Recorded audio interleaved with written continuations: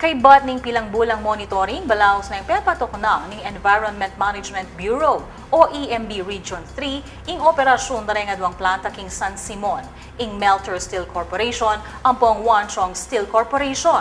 Kay bat apatunayan na lina baglareti king Philippine Clean Air Act of 1999. Ay ning detalye king balita ng Patricia Mamangon.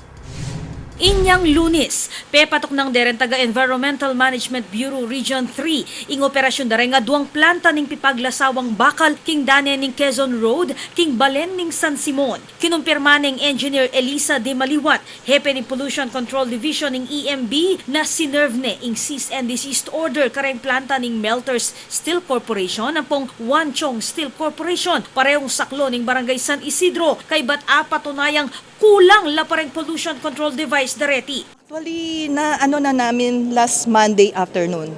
Okay close na-close na namin. Kasama namin yung taga-provincial ENRO and the MENRO.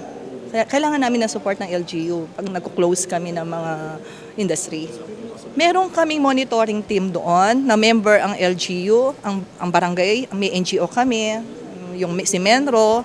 So, kahit wala kami doon, sila ang bantay namin. Base karang ebidensyang areti, bubugala pa muring makapal, matuling at mabulok kaya sukre nga duang planta ang masalang pamaglabag king Republic Act 8749 o mas kilala bilang Philippine Clean Air Act of 1999. King utos ning EMB, kailangan dang pututan reng manibala ning melter sampung Wanchong ing operasyon at obra kilog ning planta hanggat ela tutuki king emission standard at tinakda ning DENR.